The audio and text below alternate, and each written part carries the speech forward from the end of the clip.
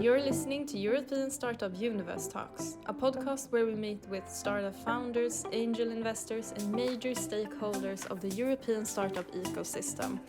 They let us in on the do's and don'ts of running a startup, their career story, and the process of succeeding as well as failing. In other words, everything of interest to startup nerds.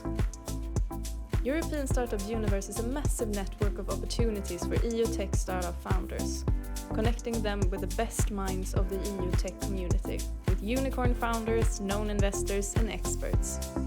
We have brought together European countries to join forces and launch startup programs suitable for their nation's tech founders.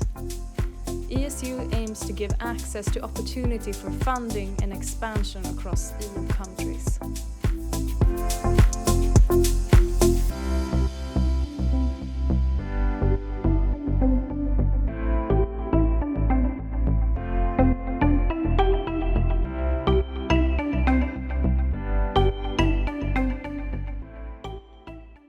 Welcome to European Startup Universe Talks. I'm Maritza, and today I'm here with Marcel, the co-founder of Opground. Hello. Welcome to today's episode. Thank you very much, Maritza, for this opportunity, and I would like to explain more about us. Yes. Can you explain more about Opground, what it is about?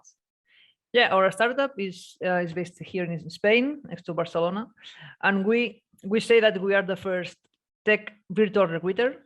And what does it mean? It means that we created a technology that does the same job, let's say, or the same work that the recruiters do in less than 5 minutes. So what we do basically is we connect job opportunities to programmers, searching, applying, and taking the first interviews automatically for them. So the companies who get the best 8 profiles in less than 5 minutes connect with the most tailored ones without anyone wasting their time. So let's say that we are just a fast way to connect programmers to companies. The process of getting that product, that technology going, that must have been quite difficult, or how was that process? Yeah, it was a bit difficult because I am the CTO, by the way. So I had to lead a lot in terms of technology, because when you start up, you have a very small team. I am just, let's say, the only founder in more tech part, because we thought that we are 3 founders and we need different profiles in our founding team. And as a only more or less tech part, I had to deal with a lot of, let's say, impediments, or I'm a bit alone at some points, because as you know, technology is huge things, a lot of fields. And our technology is based on artificial intelligence a lot. So in this field, I am not quite a specialist. I am more, let's say, full stack. Right now it's called full stack, but I am considered more background from electronics part and more from devices, let's say, the old school programmer. And I have to reskill my knowledge about web pages and as well as artificial intelligence. And yeah, the goal, I mean, the development had been so hard, but I know doing a startup, when you see your let's say your baby or your product is growing a lot and is impacting to the customers, and because in our case we have 2 customers, let's say 2 parts of the process. As a marketplace, we have the developers and the companies, and when you see that both parts are quite let's say happy or are really interested on what you are doing, what you are saying, and the facilities or the, let's say, the improvement of the processes, they are very happy. So you have this as answering your question, you have this let's say barrier or difficulties doing the technology, but as you see the vision, as you know how to improve it and how to achieve the goal, then it's okay, because you know that you're aware that you're alone, but you can achieve to this goal with just time and with a lot of effort. And yeah, I can imagine that. How was the idea born? The idea born because the CEO, Eduardo Teixidó, he tried to start up 2 times, and he failed 2 times. These both 2 times, and he failed with another ideas more related to industrial sector. And the main reason that he failed was because building a team, building the founding team. So he tried to, let's say, to find the tech part, the tech hand, let's say, and he failed on this stage, or I mean on this part of building this part of the team. And the 3rd time he wanted to start up, he thought, okay, let's do something. Let's do a startup that solution, or that brings me this tech part, right? So that solved my problem that I had doing in the 2 times before. So he thought, okay, let's do a platform for solving this problem to find the best talent, or the not the best, the right talent, or tailored talent you need for a startup, for doing a startup, right? For your CTO, your right hand, or your tech hand for doing the solution. And he brought this idea. He contacted to me, and because we didn't know each other, but we live in the same city next to Barcelona.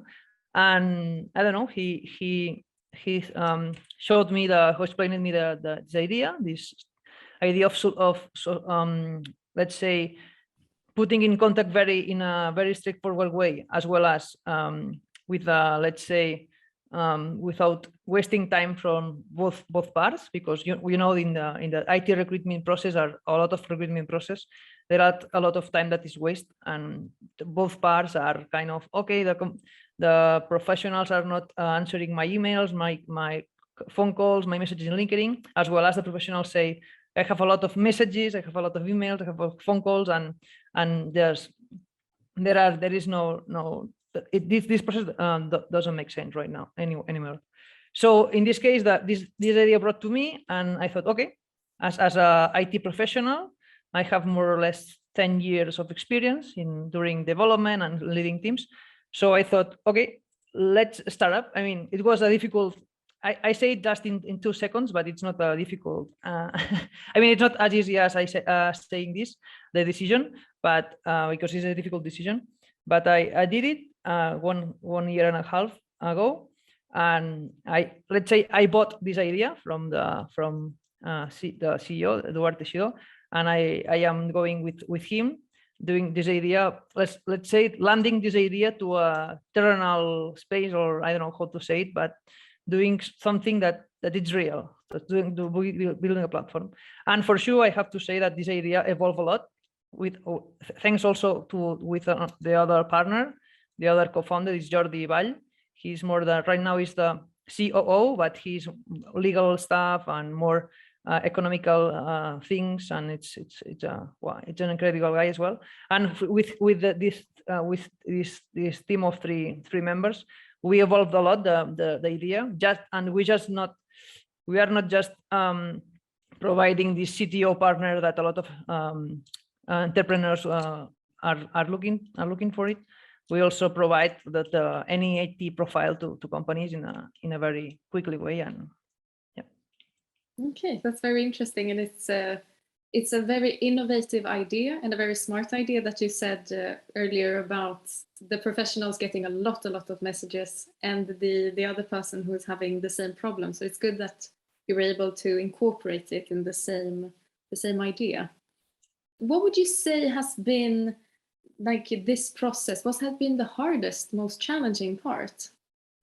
Well, there are a lot of challenging parts here. I have to say that just being an entrepreneur, it's a difficult thing. Actually, right now I kind of see that I could. It's a good stage when you are an entrepreneur. You raise the first round and you kind of have a salary and you can kind of live normally like a regular person in a society. But before that, there are a lot of difficulties, and right now we can face difficulties, business difficulties, not other economical difficulties. But before that, there are a lot of. But just answering a little bit more your question. First of all, as we are a marketplace, we have to balance users and let's say, offers or companies looking for talent. And yeah, this, as a marketplace and this sector of IT recruitment, we need a lot of talent to come us and to join us. So this the biggest challenge, the first challenge we have to solve, that having a lot of users. The other challenge, because I didn't explain a lot actually the process, how it works. But the concept is that the professionals just take a virtual interview with us. When I say with us, I don't mean with a Marcel or with Jordi, with a chatbot. We developed a chatbot. It's like a WhatsApp format, and the professionals come to our platform, and when they sign up, they take a virtual interview with this chatbot, and chatbot asks to them, okay, what's your background, what did you do, your languages, what's your next let's say, what's your next ambitions, professional ambitions, what do you want to do for the next jump, or next job, what are you looking for, etc. So we say that we do a virtual interview to all the professionals in our platform, and on the other hand, we have the companies that they can search and look for professionals directly, because the professionals can look for job offers neither. So there is kind of a blind platform, and we do the match. So let's say that we are in the middle of these both parts, and we do this matching stuff. And companies upload their job offers, and in less than 5 minutes, we recommend the 8 tailored profiles. Like say that with 8 candidates that match best match in the job offer. And I was explaining this process before answering your question, because in this process as you can see, there are a lot of innovative things, a lot of things that change usually the way the people is used to search for a job, or companies are used to search for a talent. So as an innovative solution, there is also another barrier, or another, let's say, difficulty here.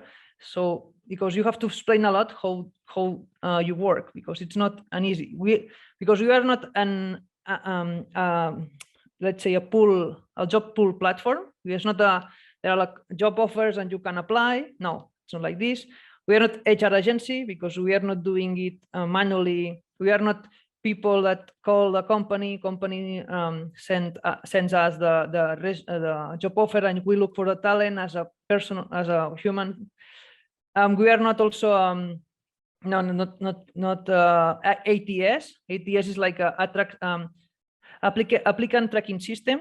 It's like let's say a SaaS, software as a service for the companies. Like, okay, I put your Opground software in my company and I use it as a chart. No, this is not like it works. It's like an open platform for developers and companies. So all these things explaining it's a new product, that it's not you cannot compare with other solutions.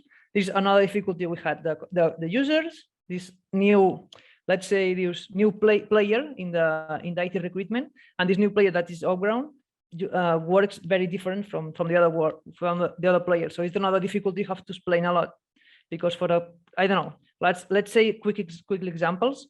For a professional, okay, I want to sign up to Opground. Okay, let's do it. Oh, but how can I apply to job offers? No, you don't have to apply. You just do a virtual interview. You just forget about us. Just one virtual interview, 30 minutes, and you can forget. And we look for you. We look. When I say we look, our AI look for the job offers you want to listen from. But it's difficult, this part, as well as the companies. Okay, I do this, and you will send me the recommended. No, it's not a HR agency. I mean, this is another big thing. And as well as a startup, we also face this kind of, we have the vision, we want to do a lot of things, but the resources are very limited. So we evolve, but sometimes we want to evolve more faster than we can. So yes, yeah, that is definitely the thing I can imagine, that you've you're so inspired and you have so much that you want to do, but sometimes, you know, you have to take it step by step. But how, speaking of that, how has the funding process been like? Well, it's a nice question.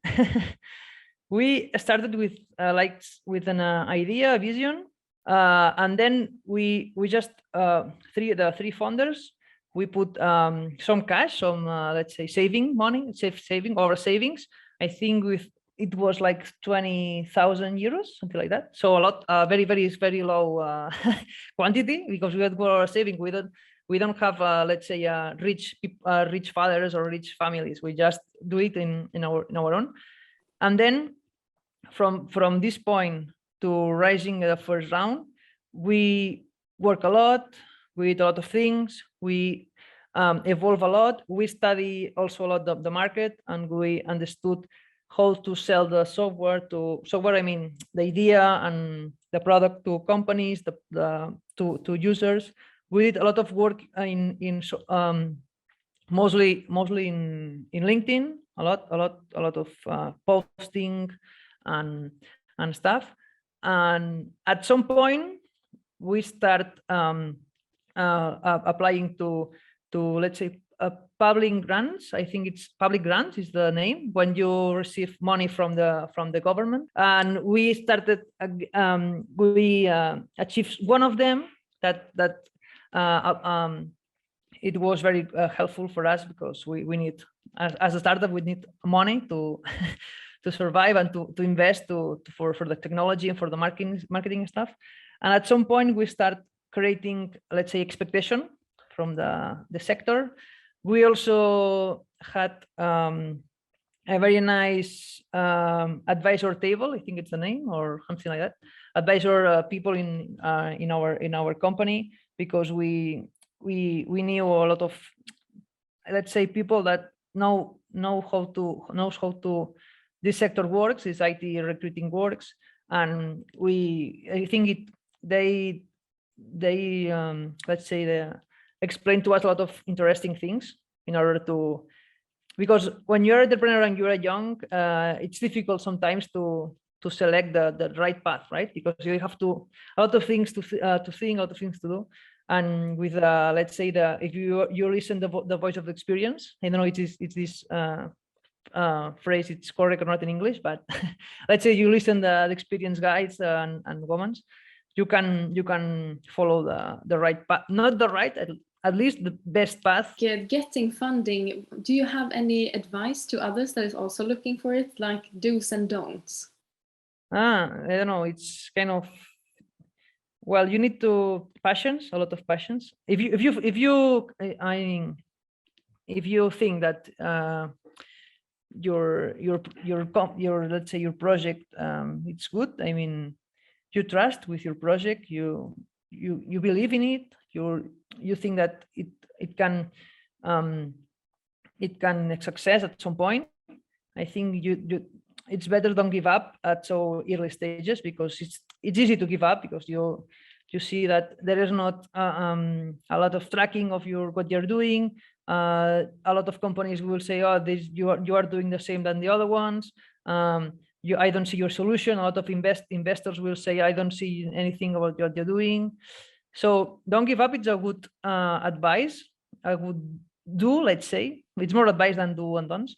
Don'ts, I don't know, don't spend a lot of money with things until you don't, let's say in technology, until you are not let's say you don't think, or you don't know that you don't trust, or that this solution, this tech solution is worth it, or it's interesting for some reason, or for anyone.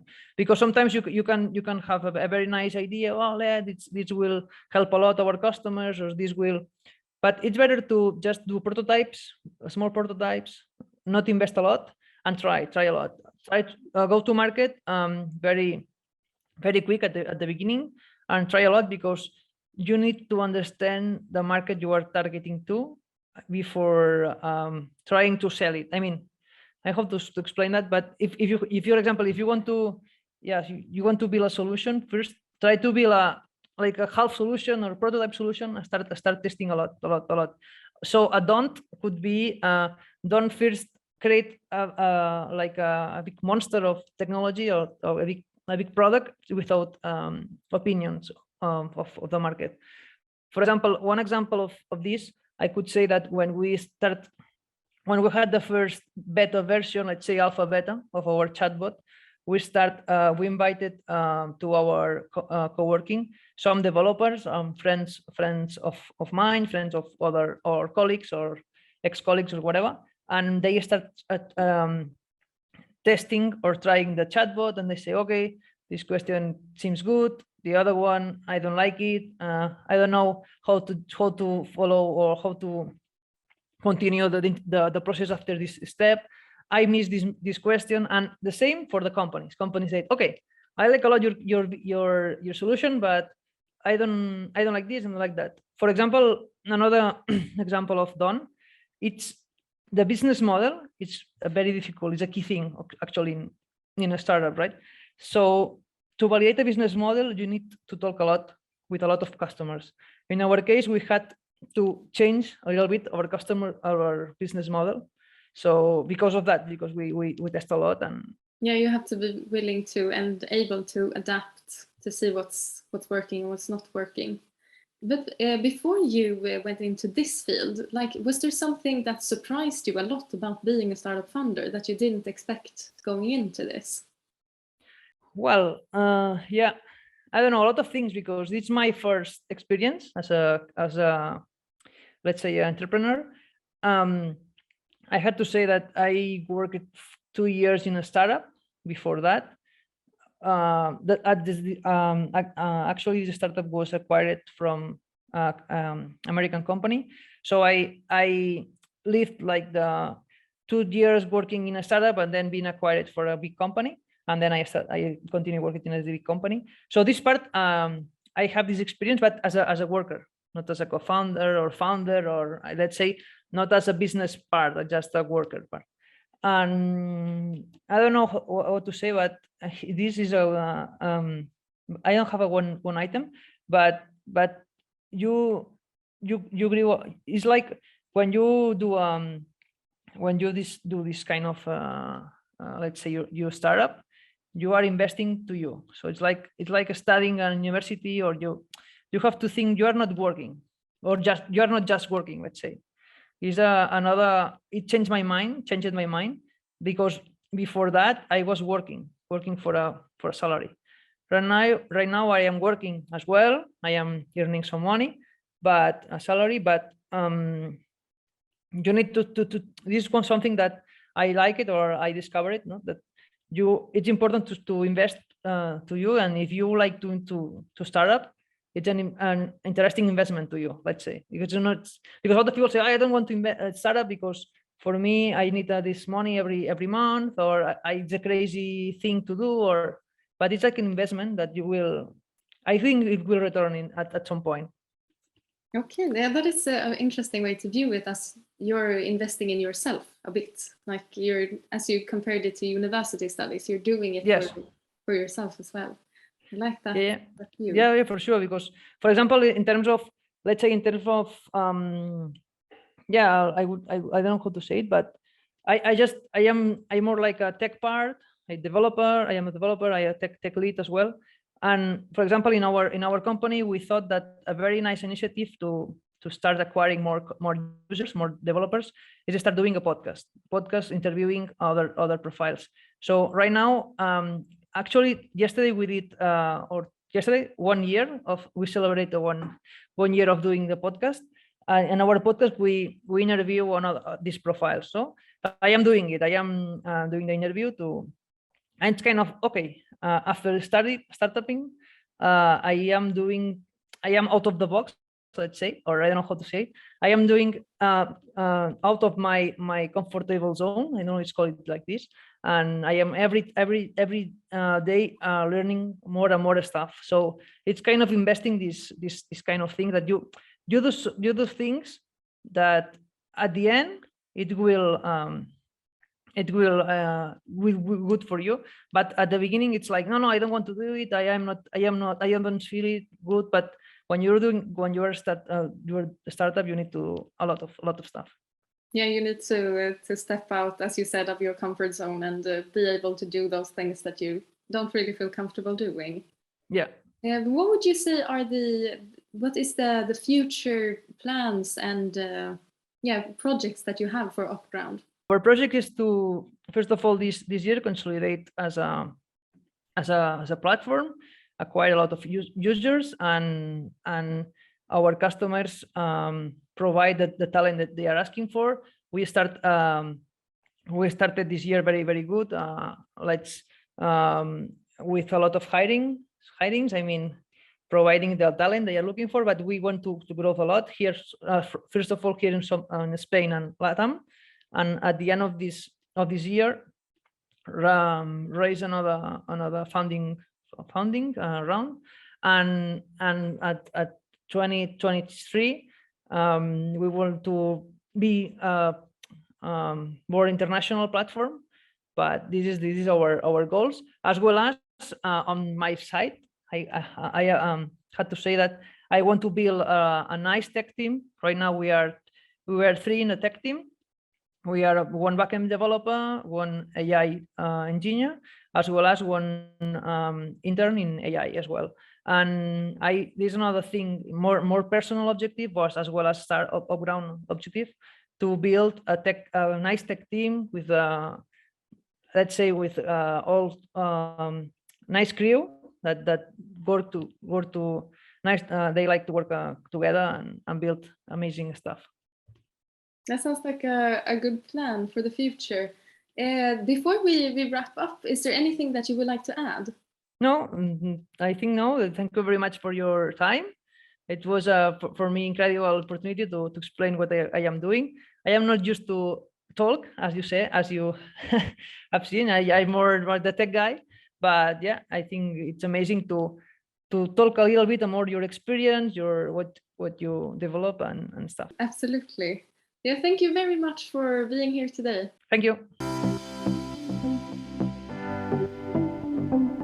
You've been listening to European Startup Universe Talks. If you want to know more about us, go to thestartupuniverse.org and follow us on social media. Thank you for listening.